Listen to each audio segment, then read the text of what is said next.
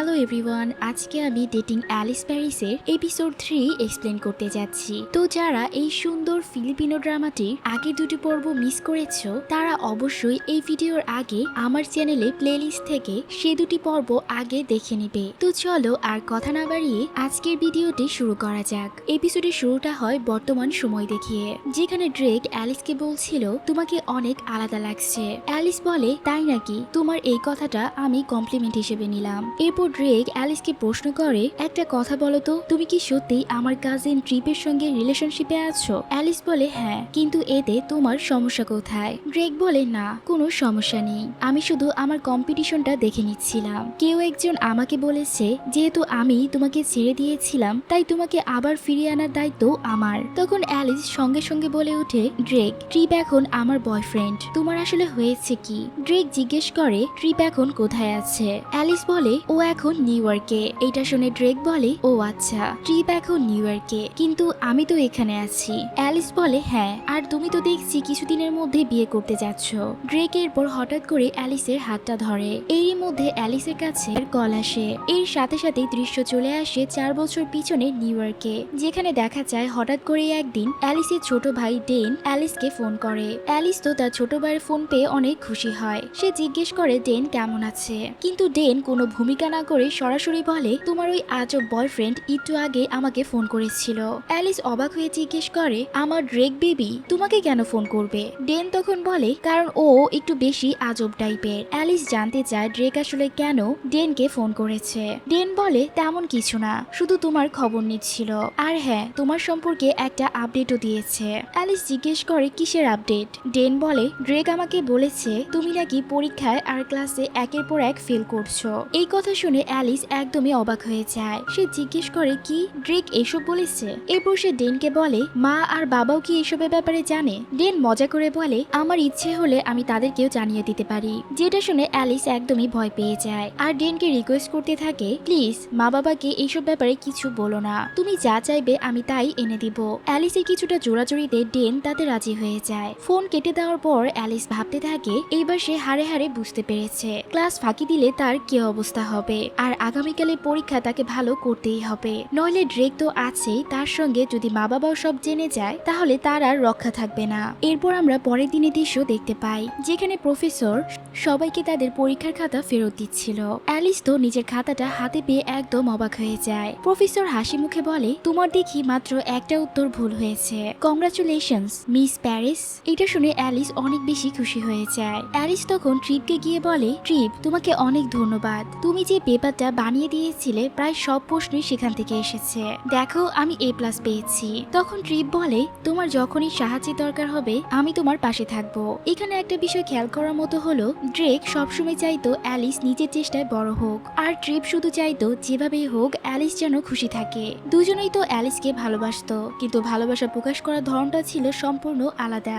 যাই হোক, এরপর যখন স্যার ক্লাস করাচ্ছিল অ্যালিসের পুরোপুরি মনোযোগ ছিল অন্যদিকে। সে তো শুধু ড্রেকের কথাই ভাবছিল, যেখানে ড্রেক গতকাল তাকে বলেছিল সে তাকে কতটা ভালোবাসে, আর সে যতদিন বেঁচে থাকবে শুধু অ্যালিসকেই ভালোবাসবে। ড্রেকের বলা এসব কথাগুলো মনে করতেই অ্যালিস পাগলের মতো ক্লাসে হাসতে থাকে। এরপরই দেখা যায় ক্লাস শেষ হওয়ার ঘন্টা বাজার সাথে সাথে অ্যালিস তার গাটি গুটি নিয়ে সেখান থেকে এক দৌড় দেয়, এমনকি বেচারা ট্রিপকেও একদমই পাত্তা দেয় না। অ্যালিস ড্রেকের সাথে দেখা করতে দৌড়ে তার হোটেলে চলে আসে। সেখানে গিয়ে সে দেখতে পায় ড্রেক তার ব্যাগ গুছিয়ে চলে যাওয়ার প্রস্তুতি নিচ্ছে। এটা দেখে অ্যালিস জিজ্ঞেস করে কি তুমি কি চলে যাচ্ছ?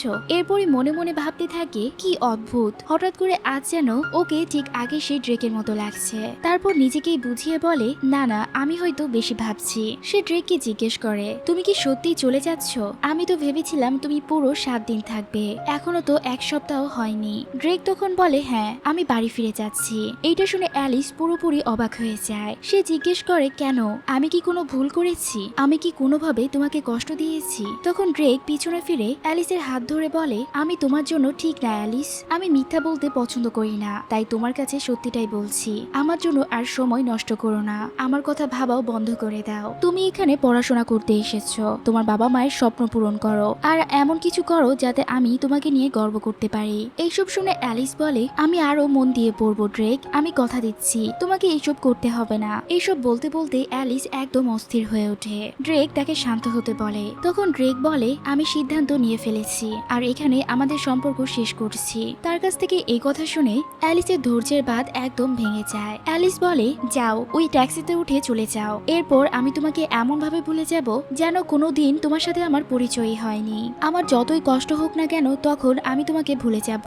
আর আমি কথা দিচ্ছি তুমি যদি আজকে আমাকে এভাবে ফেলে রেখে চলে যাও জীবনে আর কোনোদিন তোমাকে আমার কাছে একদমই ফিরে আসতে দিব না। এইসব কথা বলতে বলতে অ্যালিস কান্না করে দেয়। তখন ড্রেক বলে কিন্তু আমি তোমার জন্য অপেক্ষা করব অ্যালিস, আমরা একসঙ্গে না থাকলেও তুমি সবসময় আমার অ্যালিস হয়েই থাকবে। এই কথাগুলো শুনে অ্যালিস একেবারে ভেঙে পড়ে। সে কান্না করতে করতে ড্রেকের দিকে এগিয়ে যায় আর তার কাছে অনবরত রিকোয়েস্ট করতে থাকে আমাকে এভাবে রেখে যেও না, তুমি চলে গেলে আমি কি করব, তুমি কি আমাকে আর ভালোবাসো না? এভাবেই অ্যালিস ড্রেকের কাছে একের পর এক প্রশ্ন করতে থাকে, কিন্তু ড্রেক শুধু একটা কথাই বলে অ্যালিস মন দিয়ে পড়াশোনা করো, এরপর আবারও ফিলিপিনে ফিরে যেও আর এমন একজন মানুষ হও যাকে ছেড়ে দেওয়ার জন্য একদিন আমি নিজেই আফসোস করব।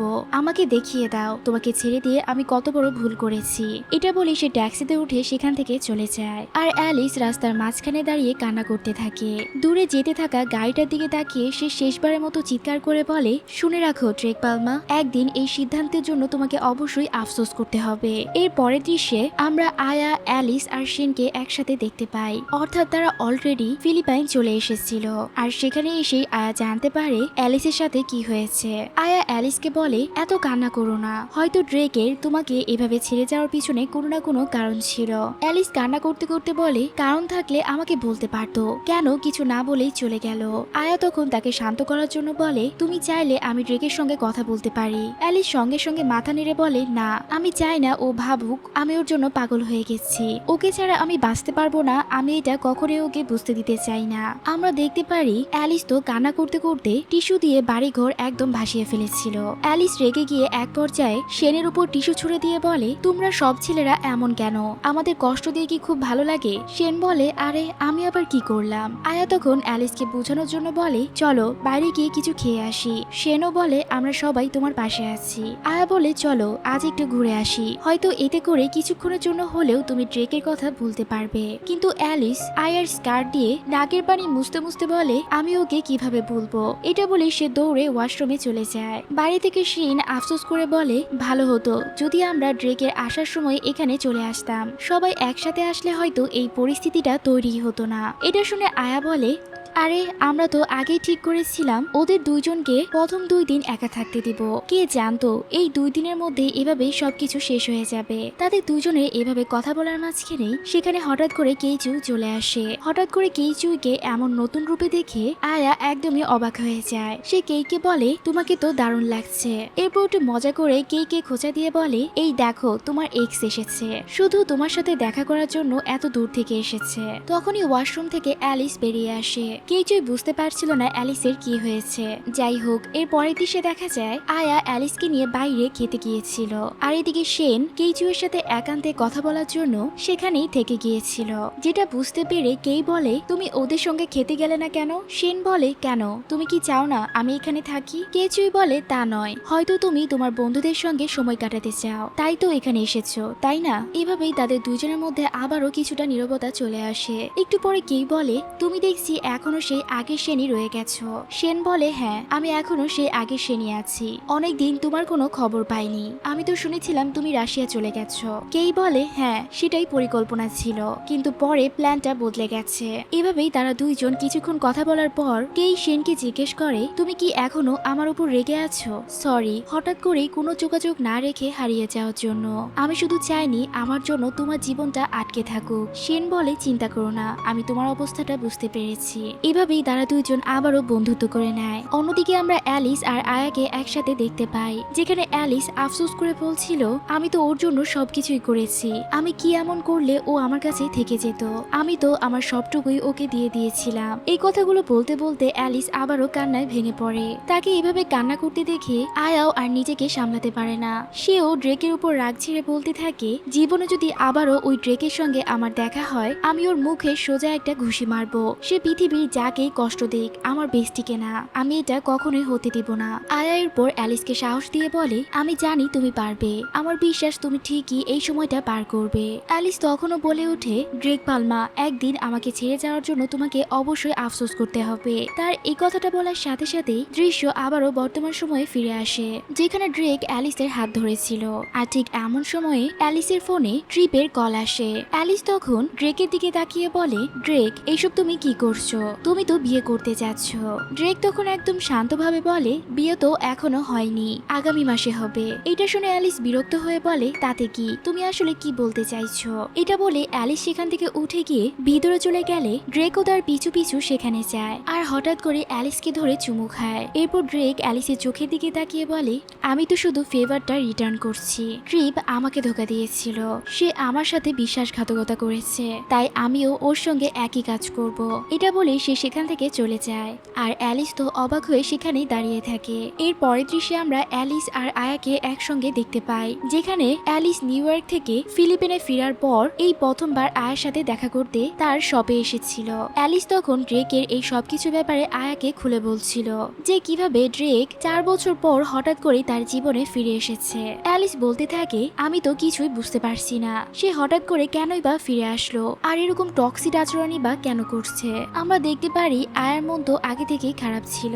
সে তখন অ্যালিসকে বলে, অ্যালিস, কখন থেকে শুধু বলেই যাচ্ছ, আমার তো এখন তোমার এত কথা শুনে মাথা ঘোরাচ্ছে। আর 1 মিনিট, তুমি আসলে বলতে চাইছো ড্রেক এত বছর পর ফিরে এসে হঠাৎ করেই তোমার সাথে ফ্লার্ট করছে? অ্যালিস বলে, হ্যাঁ, জানার পরও যে তার ফিয়ন্সে আছে, সে আমাকে জোর করে কিস করেছে। ড্রেক একদমই পাগল হয়ে গেছে, আমার তো এখন তার ফিয়ন্সের জন্য খারাপ লাগছে। তখন আয়া অ্যালিসকে বলে, হয়তো ড্রেক এখনো তোমাকেই ভালোবাসে। অ্যালিস বলে, কি, আমাকে ভালোবাসে? তোমার মাথা খারাপ নাকি? মনে নেই আমাকে ছেড়ে তো সেই চলে গিয়েছিল, আর ও চলে যাওয়ার পর আমার কি অবস্থা হয়েছিল সেটা তো তোমার থেকে ভালো আর কেউই জানে না। তখন আয়া বলে, হয়তো এত বছর পর আবারও তোমাকে দেখে ওর পুরনো অনুভূতিগুলো ফিরে এসেছে। অ্যালিস তখন বলে, যাই হোক, এইসব পুরনো অনুভূতির গল্প আমাকে শুনিয়ে লাভ নেই, কারণ আমি এখন ট্রিপকে ভালোবাসি, শুধু ট্রিপকেই ভালোবাসবো। তখন আয়া বলে, আরে আমি তো সেটা বলছি না, আমি তো ড্রেকের কথা বলছি। ড্রেক হয়তো এখনো মনে করে তুমি ওকেই ভালোবাসো, আর তোমাদের দুজনের সম্পর্কটা কিন্তু সত্যি অনেক সুন্দর ছিল। তার থেকে এই কথা শোনা মাত্রই অ্যালিসের মাথায় আবারও ভেসে ওঠে 4 বছর আগের একসাথে কাটানো সেই দিনগুলোর কথা। এর পরপরই তার মনে পড়ে যায় ড্রেকের বলা সেই শেষ কথাগুলো, যেই কথাগুলো বলে সে একেবারে তার থেকে দূরে চলে গিয়েছিল। ড্রেক তো একবারও পিছনে ফিরে তাকায়নি। এই সবগুলো কথা মনে করে বর্তমান সময়ে অ্যালিস বলে, ঠিক আছে, হ্যাঁ, সম্পর্কটা সুন্দর ছিল, সেটা আমিও মানি, কিন্তু ও যেদিন আমাকে ছেড়ে চলে গেল সেদিন সে যে কষ্টটা আমাকে দিয়েছিল সেটা আমি কখনোই ভুলতে পারবো না। আয়া বলে, হ্যাঁ, সেটা তো ঠিক বলেছো। তারপর অ্যালিস বলে, হ্যাঁ, ওই সম্পর্কটা গ্রেট ছিল ঠিকই, তবে সেটা ছিল আমার জীবনের গ্রেট ডিপ্রেশন। এইসব বলে অ্যালিস আবারও অস্থির হয়ে উঠছিল। যাই হোক, এভাবে তাদের দুজনের মধ্যে এইসব নিয়ে কথা হতে থাকে। এরপর হঠাৎ করে অ্যালিস কেন্টের ব্যাপারে আয়ার কাছে জিজ্ঞেস করে, তারা কি এখনো একজন আরেকজনের সাথে কথা বলছে না? তখন আয়া বলে, কেন্টের সাথে তো আমার মাত্র 3 মাস আগেই ব্রেকআপ হয়েছে, এখনই আবার আগের মতো কথা বলা সম্ভব নাকি? তার থেকে এইসব কথা শুনে অ্যালিস এরপর আয়াকে বোঝাতে থাকে। সে বলে, তুমি যদি এখনো কেনকে ভালোবেসে থাকো, যেটা আমার মনে হয় এখনো ভালোবাসো, তাহলে গিয়ে ওর সঙ্গে কথা বলছো না কেন? অন্য কোনো মেয়ে এসে তাকে নিয়ে যাওয়ার আগেই তোমারই তার কাছে চলে যাওয়া উচিত। তারা এইসব নিয়ে কথাই বলছিল, ঠিক তখনই অ্যালিসের ফোনে একটা কল আসে, যেটা দেখে অ্যালিস একদম অবাক হয়ে যায়, কারণ সেটা ছিল ড্রেকের ফিয়ন্সে মিস টিনসনের কল। ফোন ধরতেই উপাস থেকে শোনা যায়, অ্যালিস, এখন একটু দেখা করতে পারবে? অ্যালিস অবাক হয়ে ভাবে, আজকেই তো একটু আগে আমাদের দেখা হয়েছে। যাই হোক, তবুও সে দেখা করতে রাজি হয়েছে। এরপর আবারও দৃশ্য ফিরে আসে 4 বছর পিছনে, যেখানে অ্যালিস ছিল ট্রিপের বাসায়, আর সে অনবরত তখনও শুধু কান্নাই করে যাচ্ছিল। টোফার হেডফোনে গান শোনার অনেক চেষ্টা করছিল, কিন্তু অ্যালিসের এই কান্নাকাটির শোরগোলে সে অনেক বেশি বিরক্ত হচ্ছিল। ট্রিপ অ্যালিসকে থামিয়ে বলে, তুমি কি তাহলে এতদিন পর আমাদের অ্যাপার্টমেন্টে এসেছো আমাদের সামনে এভাবে কান্না করে করে বিরক্ত করতে? 1 সপ্তাহ হয়ে গেছে সেই ঘটনার, আমি একদমই তোমার এইসব নিতে পারছি না। তখন অ্যালিস জোরে জোরে কান্না করে বলে, একদিকে আমার কোর্স ওয়ার্ক শেষ করতে পারছি না, তার উপর ড্রেক আমাকে ছেড়ে চলে গেছে, আর এখন আমাকে তোমার এইসব আচরণও সহ্য করতে হচ্ছে। এইসব বলে সে আরো জোরে জোরে কান্না করতে থাকে। তখনই ট্রিপ চলে আসে টোফারকে থামাতে। সে টোফারকে বলে অ্যালিসকে এইভাবে বিরক্ত না করে সেখান থেকে চলে যেতে। টোফার বলে, আমি তো খুশি খুশি চলে যাচ্ছি, আর অন্য কোথাও গিয়ে গান শুনবো, এমনিতেও এইসব চেঁচামেচি আমি আর নিতে নিতে পারছি না। অ্যালিস তো তার এইসব কথা শুনে টোফারের উপর তেড়ে আসে। এরপর ট্রিপ এসে অ্যালিসকে শান্ত করে বসায়। ট্রিপ বলে, কান্না করতে করতে তো তোমার চোখগুলো পুরো লাল হয়ে গেছে, তোমার এখন একটু ঘুমানোর চেষ্টা করা উচিত। এরপর ট্রিপ বলে, দাঁড়াও, তোমার জন্য একটা জিনিস নিয়ে আসছি। এটা বলে সে একটা আইসক্রিমের বক্স নিয়ে তার কাছে ফিরে আসে। কিন্তু অ্যালিস তো সে আইসক্রিমের বক্সটাও খুলতে পারছিল না, যার জন্য সে আরো জোরে কান্না করতে থাকে। ট্রিপ তখন তাকে একটা ছোট্ট বাচ্চার মতো ট্রিট করে আর তাকে একটু ভালো ফিল করানোর সব রকম চেষ্টা করতে থাকে। এক পর্যায়ে ট্রিপ অ্যালিসকে বলে, আমার কাছে মুভির টিকিট আছে, তুমি কি আমার সাথে দেখতে যাবে? অ্যালিসও তার সাথে যেতে রাজি হয়ে যায়। এর পরের দৃশ্যে আমরা দেখতে পাই অ্যালিস ট্রিপের সাথে মুভি দেখার জন্য রেডি হচ্ছিল। তখন কেইজুই তাকে জিজ্ঞেস করে, তুমি এখন কোথায় যাচ্ছ? অ্যালিস বলে, আমি মুভি দেখতে যাচ্ছি, তুমিও কি যাবে? কেই বলে, না, আপাতত তুমি যাও। অ্যালিস যখন সেখান থেকে উঠে চলে যাচ্ছিল তখন কেই তাকে থামিয়ে বলে, অ্যালিস এখনই যেও না, আমার তোমার কাছে কিছু জিজ্ঞেস করার ছিল। কেই বলে, আমি কারো বিষয়ে নাক গলাতে চাই না, কিন্তু তোমার আর ড্রেকের মধ্যে আসলে কি হয়েছে? অ্যালিস বলে, আমাদের ব্রেকআপ হয়ে গেছে। কেই তখন বুঝতে পারে অ্যালিস সেদিন কেন কান্না করছিল। কেই এরপর অ্যালিসকে সান্ত্বনা দেয়। কেইর হঠাৎ করে এমন ব্যবহার পেয়ে অ্যালিসের মনও কিছুটা হালকা হয়। কেই বলে, যদি কখনো কোনো বন্ধুর দরকার হয় আমি আছি, আমরা তো এখানে মাত্র দুজন, তাই একে অপরের খেয়াল রাখা আমাদের উচিত। এর পরের দৃশ্যে আমরা অ্যালিস আর ট্রিপকে একসাথে দেখতে পাই যখন তারা মুভি দেখে বাসার দিকে ফিরছিল, যেখানে ট্রিপ অ্যালিসকে জিজ্ঞেস করে, আজকের মুভিটা দারুণ মজার ছিল তাই না? অ্যালিস বলে, কই, আমার তো তেমন মজার লাগেনি। ট্রিপ অবাক হয়ে বলে, কি, তুমি একবারও হাসোনি? এরপর সে পেঙ্গুনের মতো হেঁটে বলে, এই সিনটা দেখেও একদমই হাসি আসেনি। এভাবেই সে অ্যালিসকে হাসাতে অবশেষে সফল হয়। অ্যালিস বলে, আসলে অনেক ঠান্ডা লাগছে, তাই ঘুম ঘুমও পাচ্ছে, বুঝতেই পারছি না এত ঠান্ডা কেন, এখনো তো উইন্টার শুরুই হয়নি। এই কথা শুনে ট্রিপ অ্যালিসের হাতটা ধরে। অ্যালিস ট্রিপকে নিষেধ করতে থাকে। তখন ট্রিপ অ্যালিসকে বলে, অন্য কিছু ভেবো না, আমি শুধু চাই না তুমি ঠান্ডায় কষ্ট পাও। এটা বলে সে তার হাতে আলতো করে ফু দিতে থাকে। তখন অ্যালিস মনে মনে ভাবতে থাকে ট্রিপের হাতগুলো আসলেই কতটা গরম। তখন হঠাৎ করে তার ড্রেকের কথা মনে পড়ে যায়। ড্রেকের হাত তো সবসময় বরফের মতো ঠান্ডা থাকতো। অ্যালিস পরক্ষণে নিজেকে ধমক দেয়, ধুর অ্যালিস, তাদের দুজনের মধ্যে তুলনা করা বন্ধ করো। ট্রিপ তখন তাকে জিজ্ঞেস করে, এখন কি একটু ভালো লাগছে? অ্যালিস তখন তাকে ধন্যবাদ জানায়। ট্রিপ বলে, এতে আবার ধন্যবাদ জানানোর কি আছে? যাই হোক, এরপর তারা দুইজন সুশি খেতে একটা জাপানিজ রেস্টুরেন্টের দিকে চলে যায়। এর সাথে সাথেই দৃশ্য আবারও বর্তমান সময়ে ফিরে আসে, যেখানে দেখা যায় অ্যালিস আয়ার সাথে শোরুমে দেখা করার পর তার মা বাবার বাড়িতে এসেছে তাদের সাথে দেখা করতে। তার মা এত বছর পর তাকে হঠাৎ করে দেখতে পেয়ে অনেক বেশি অবাক হয়ে যায়। আসলে তারা জানতো না যে অ্যালিস এখানে আসতে চলেছে। অ্যালিস তখন বলে, আসলে আমার ফ্লাইট অনেক আগেই ল্যান্ড করেছিল, আমি মাত্রই আয়ার সাথে দেখা করে আসলাম। এরও আগে শপে এক ক্লায়েন্টের সঙ্গে মিটিং ছিল। তার মা অবাক হয়ে বলে, কিসের ক্লায়েন্ট? অ্যালিস তখন বলে, হ্যাঁ, অনেকদিন ধরে আমি লুকিয়ে কাজ করছিলাম, আর অবশেষে আমি নিজের কাপকেপ শপ খুলেছি, তাও আবার এখানে ফিলিপিনে, আর এখন থেকে আমি এখানে পার্মানেন্টলি থাকবো। তখনই তার ভাই ডেনো সেখানে চলে আসে। আমরা দেখতে পারি অ্যালিস সেখানে সবার জন্য তাদের পছন্দের গিফট নিয়ে এসেছিল।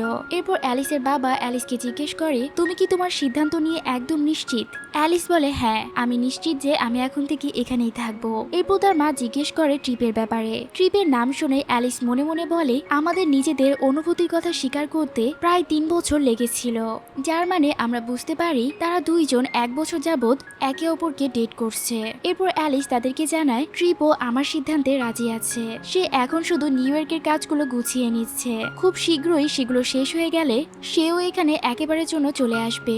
যাই হোক, এরপর তারা একসাথে ডিনার করতে চলে যায়। এর পরের দৃশ্যে আমরা দেখতে পাই অ্যালিস ড্রেকের ফিয়ন্সে অর্থাৎ মিস টিনসনের সাথে দেখা করতে এসেছিল। সেটা একটা বড় 5 স্টার রেস্টুরেন্ট ছিল। অ্যালিস তখন ভাবতে থাকে, দেখার মতো এত জায়গা থাকতে এখানে কেন দেখা করতে হলো। বিষয়টা তার কাছে খুবই অদ্ভুত লাগছিল। কিন্তু অ্যালিস তো জানতো না এই সবটাই আসলে ড্রেকের চাল। সেই অ্যালিসকে এখানে ডেকেছিল তার সাথে কথা বলার ছলে ডিনার ডেট করতে। অ্যালিস হঠাৎ করে শুধু ড্রেককে সেখানে দেখে একদম চমকে যায়। সে জিজ্ঞেস করে, তোমার ফিয়ন্সে কোথায়, আর তুমি এখানে কি করছো? তোমার ফিয়ন্সে তো আমাকে এখানে ডেকেছিল যাতে সে বিয়ের জন্য কোন কেকটা বাছাই করবে সেই ব্যাপারে বিস্তারিত কথা বলতে পারে। কিন্তু ড্রেক তো তার এইসব কোনো কথারই উত্তর দিচ্ছিল না। সে শুধু বলছিল, তুমি কি আমার সাথে ডিনার করবে? অ্যালিস তারপর বিরক্ত হয়ে তার ফিয়ন্সকে কল লাগাতে চায়। তখনই সে দেখতে পায় ড্রেকের ফিয়ন্সের ফোনটা আসলে ড্রেকের কাছে রয়ে গেছে।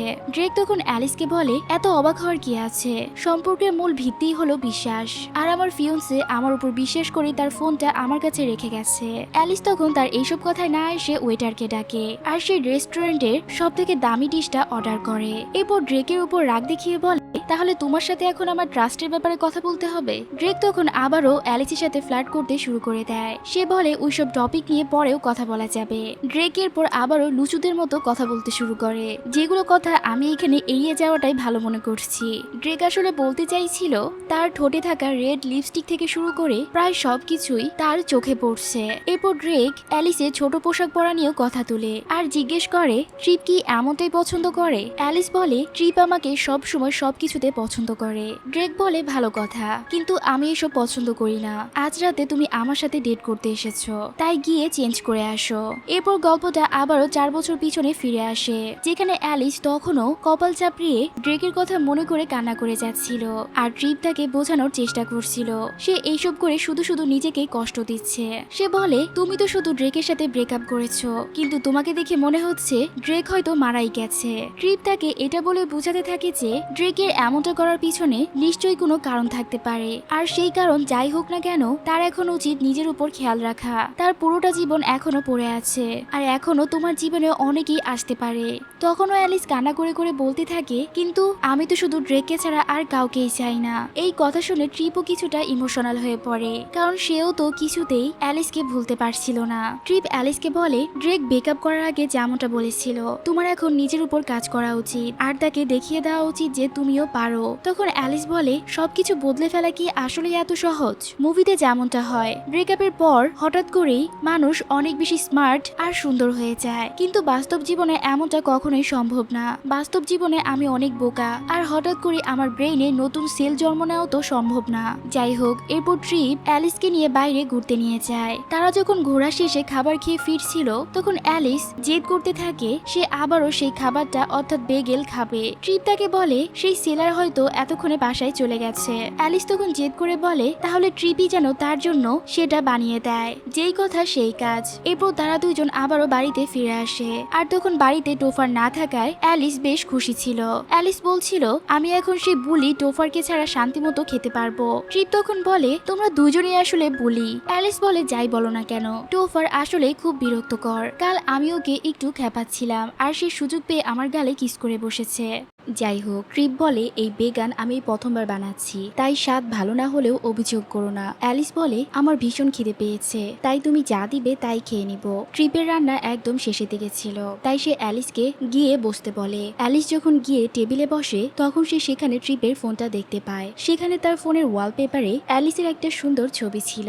শুধু তাই না, অ্যালিস খেয়াল করতে পারে যে ট্রিপের পুরো গ্যালারি জুড়েই শুধু অ্যালিসের ছবি। এই ছবিগুলো কখন তোলা হয়েছে তা অ্যালিস নিজেও জানতো না।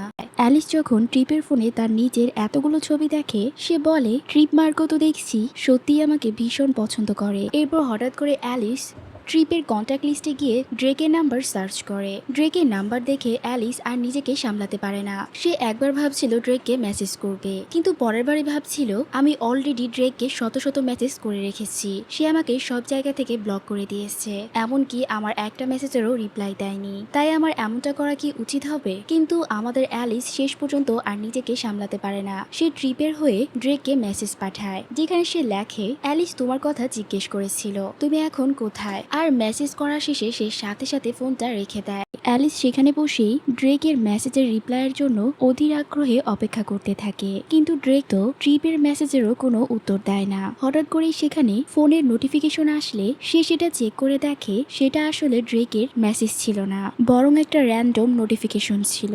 এটা দেখে আবারও অ্যালিসের মন ভীষণ খারাপ হয়ে যায় আর সে জোরে জোরে কান্না করতে শুরু করে দেয়। ট্রিপ তখন তার কাছে এসে জিজ্ঞেস করে হঠাৎ তোমার আবার কি হয়েছে? অ্যালিস তো বলতে পারছিল না আসল ঘটনাটা, তাই সে বলে আমার অনেক বেশি ক্ষুধা লেগে গেছে আর পেটেও ব্যথা করছে, এর জন্য আমার কান্না পাচ্ছে। ট্রিপ তখন তার চোখের পানি মুছে দিয়ে তাকে খাবার খেতে দেয়, আর খাবার খেতে গিয়ে অ্যালিসের ঠোঁটে হালকা একটু ছ্যাঁকা লাগে। যেহেতু খাবারটা একটু গরম ছিল তাই ট্রিপ সাথে সাথে গিয়ে টুথপেস্ট নিয়ে এসে তার ঠোঁটে আলতো করে লাগিয়ে দেয়। অ্যালিস তো প্রথমে ভাবছিল আমি টুথপেস্ট কেন লাগাবো, আমি তো আজকে ব্রাশও করেছি। যাই হোক, এমন সময় তারা দুইজন একটু বেশি ক্লোজ হয়ে যায়। তারপর হঠাৎ করেই অ্যালিস বলে ওঠে, তুমি কি কখনো কাউকে কিস করেছো? এরপর সাথে সাথে সে বলে ওঠে, ট্রিপ আমাকে ভুল বুঝো না, এটার উত্তর দিতে হবে না, আমি বরং একটু পানি নিয়ে আসি। হঠাৎ করে এই কথা বলে অ্যালিস ভীষণ লজ্জায় পড়ে যায়। ট্রিপ তখন হঠাৎ করে পিছন থেকে গিয়ে তাকে জড়িয়ে ধরে আর বলে, না এখনো আমার প্রথম কিসটা হয়নি, কারণ আমি শুধু সেই মেয়েটার জন্য অপেক্ষা করছি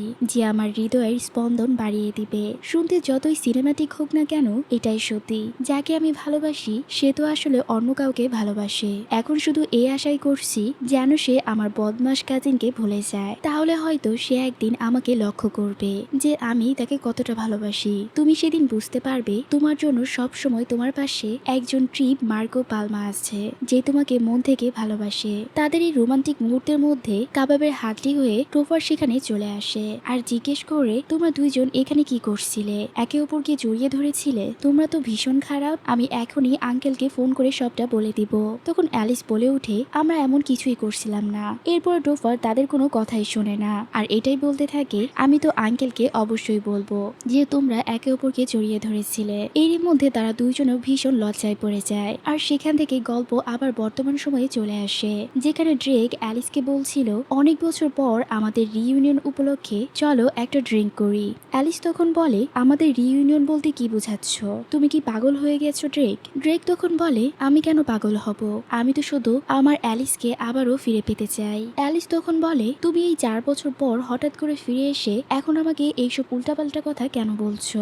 ড্রেক বলে, আমি সবটা বুঝে শুনেই বলছি। তার এসব কথা শুনে অ্যালিস যখন সেখান থেকে উঠে চলে যেতে চায় তখন ড্রেক এসে পিছন থেকে তার হাত ধরে আর বলে, কোথায় যাচ্ছ অ্যালিস? অ্যালিস বলে, আমি এখন বাসায় যাচ্ছি, কারণ আমি ভীষণ টায়ার্ড আর তোমার এসব পাগলামিও আর আমি নিতে পারছি না। সে ড্রেকের দিকে তাকিয়ে স্পষ্ট তাকে বলে দেয় যে আমি কখনোই তোমার লাইফে ব্যাক করব না, তাই আমার সাথে এসব পাগলামি করা বন্ধ করো। এইসব করার কথা বলে সে সোজা সেখান থেকে চলে যায়। ড্রেক তখন সেখানেই দাঁড়িয়ে থাকে আর তাদের দুজনের মধ্যে হওয়া অতীতের কথাগুলো মনে করতে থাকে। সে বুঝতে পারে অ্যালিসের অবস্থাটা, অ্যালিস যেমনটা রিয়াক্ট করছে তা খুবই স্বাভাবিক, কারণ অতীতে সেই শুরু থেকেই ড্রেক বরাবরের মতোই অ্যালিসকে কাঁদিয়ে এসেছে, কোনো না কোনো ভাবে তার মন ভেঙে এসেছে।